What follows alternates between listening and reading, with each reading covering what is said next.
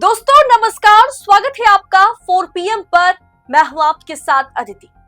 नरेंद्र मोदी को साइडलाइन करके पाकिस्तान के प्राइम मिनिस्टर के साथ हाथ मिलाते हुए नजर आए पुतिन और शी जिनपिंग। जी हां, मोदी जी को साइडलाइन करके पाक पीएम से हाथ मिलाए पुतिन और शी जिनपिंग। चीन के साथ दोस्ती कहीं उल्टा तो नहीं पड़ेगा? दरअसल दोस्तों, एससीओ की फ्रेम की सेंटर में पाक प्रधानमंत्री ज्यादा नजर आए और मोदी जी एक साइड में बस खड़े रहे। दरअसल ट्रंप ने जिस तरह से टैरिफ को लेकर के भारत और चीन पर दबाव बनाया, उसके चलते मोदी और शी जिनपिंग की मुलाकात को एक अलग अंदाज में देखा जा रहा है।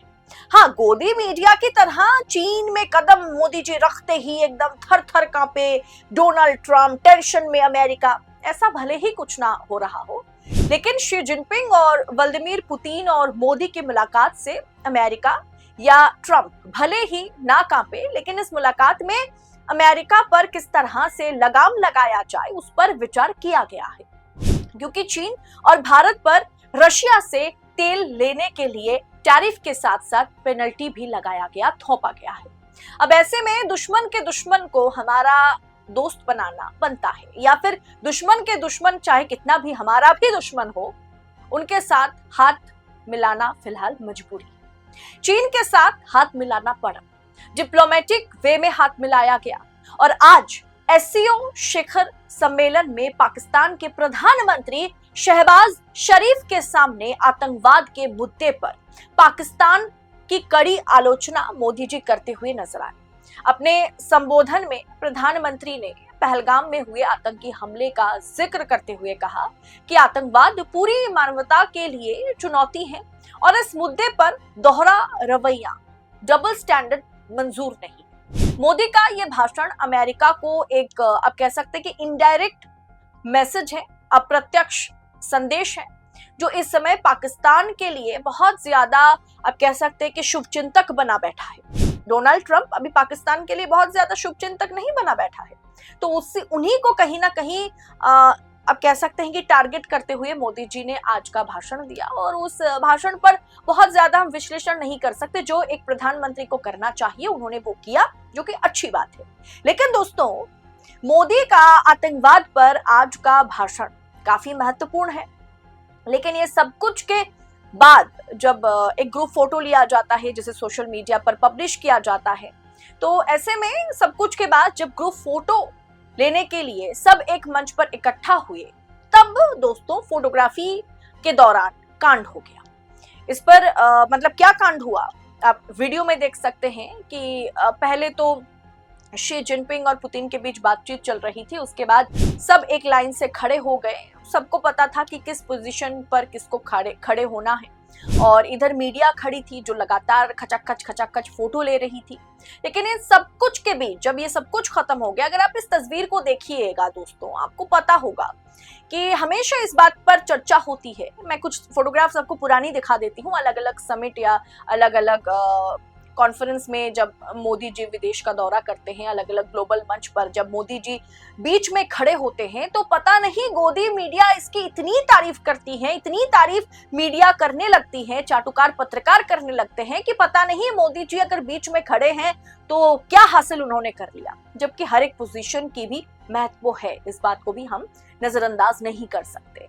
आप जरा इस फोटोग्राफ पर अब देख पाएंगे कि एकदम सेंटर में जो है वो व्लादिमीर पुतिन है, शी जिनपिंग है, जाहिर सी बात है, लेकिन मोदी जी कहीं साइड में, एकदम साइड में दूर में खड़े हैं।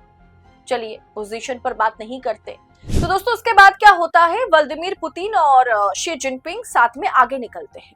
आगे थोड़ी देर जाने के बाद ही उन्हें नजर में शहबाज नजर आते हैं, शहबाज शरीफ नजर आते हैं, जो कि पाक प्राइम मिनिस्टर हैं।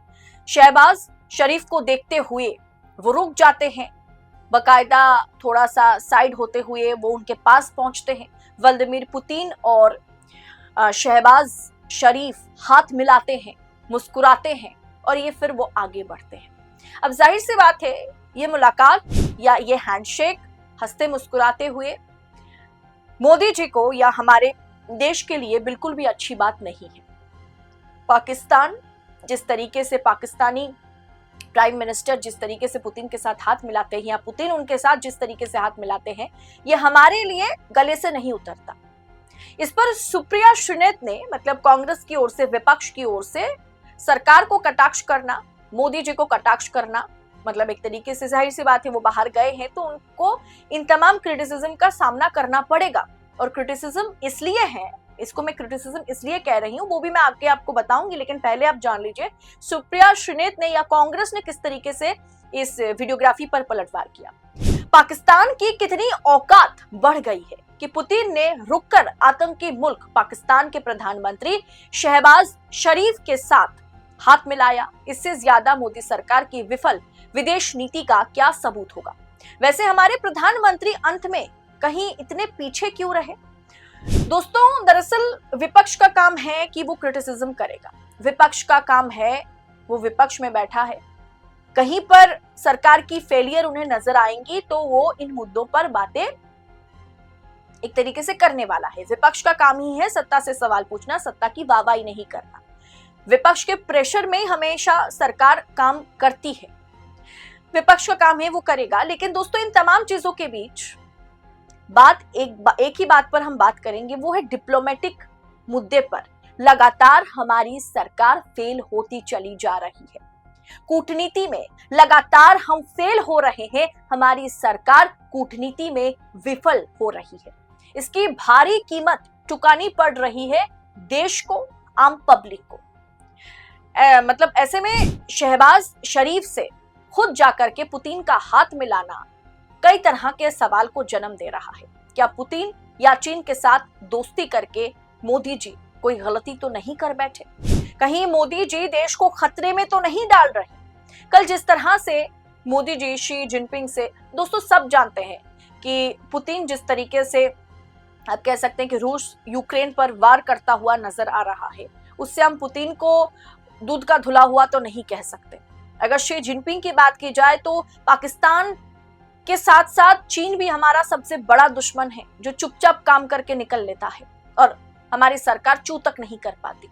ये कोई भी हमारे मित्र नहीं है या कोई भी हमारे, अब कह सकते हैं कि दुनिया के लिए, अब ये नहीं कह सकते कि बहुत बढ़िया काम कर रहे हैं, लेकिन फिर भी मोदी जी का इनसे मिलना फिलहाल ट्रंप को चुप कराने के लिए, ट्रंप को मुंह तोड़ जवाब देने के लिए जरूरी है। अब ये मीटिंग कितनी सफल रहेगी आगे चल के ट्रंप को मुंह तोड़ जवाब देने के लिए, ये तो आने वाला वक्त ही एक तरीके से तय करेगा।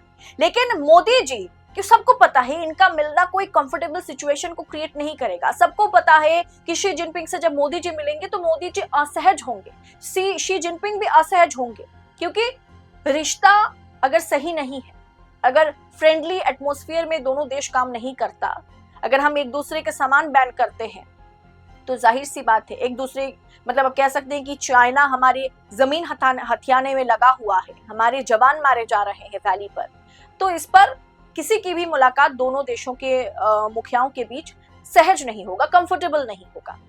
लेकिन जब मोदी जी एकदम हंसते खिलखिलाते हुए, एकदम आप कह सकते हैं झुक कर के शी जिनपिंग से हाथ मिल रहे, पता नहीं कितनी पुराने दोस्ती वो निभा रहे हैं, और क्या ही कहा जाए। वो वीडियो मैंने कल आपको दिखाया था कि मोदी जी किस तरीके से शी जिनपिंग से कल मिल रहे थे, हंस रहे थे, जबकि शी जिनपिंग उन्हें भाव तक नहीं दे रहे थे। ये भारत की जनता को बर्दाश्त नहीं है। शहीदों के परिवार वालों को ये मुलाकात असहज महसूस करा दिया था कल ही।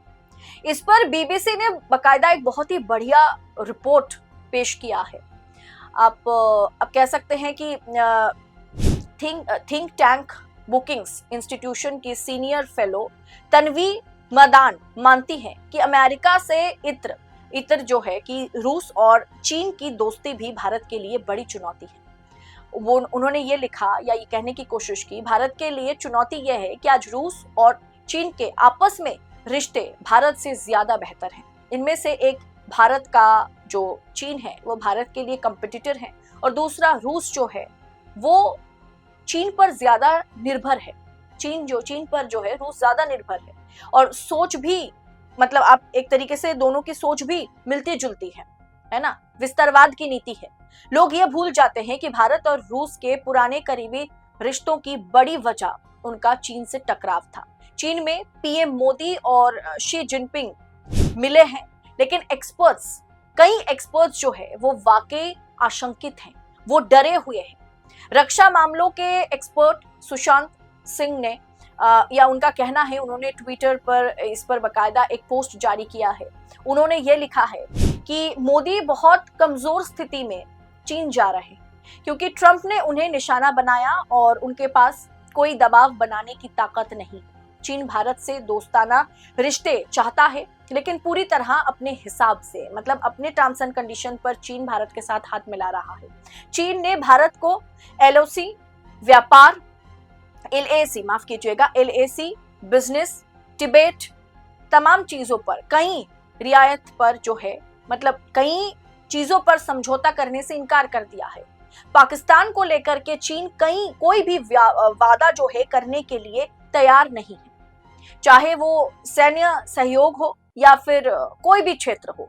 चीन पाकिस्तान के साथ आज भी खड़ा है और ये वीडियो उसका जीता जागता उदाहरण है जो मैंने आपको दिखाया। आखिर में दोस्तों, चीन अमेरिका का विकल्प नहीं हो सकता। भारत के लिए चीन अमेरिका का विकल्प नहीं हो सकता और ये तीनों पक्ष जानते हैं, यानी चीन भी जानता है, भारत भी जानता है और साथ में व्लादिमीर पुतिन भी जानते हैं।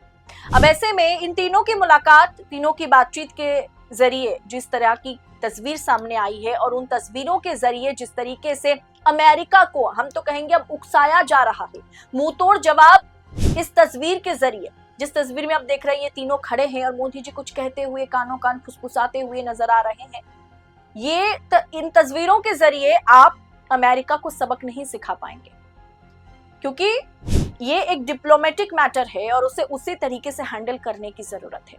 चीन भारत के लिए तो कतई अमेरिका को सबक सिखाने के लिए हाथ मिलाने वाला देश नहीं हो सकता, लेकिन फिलहाल हमारे लिए मजबूरी है।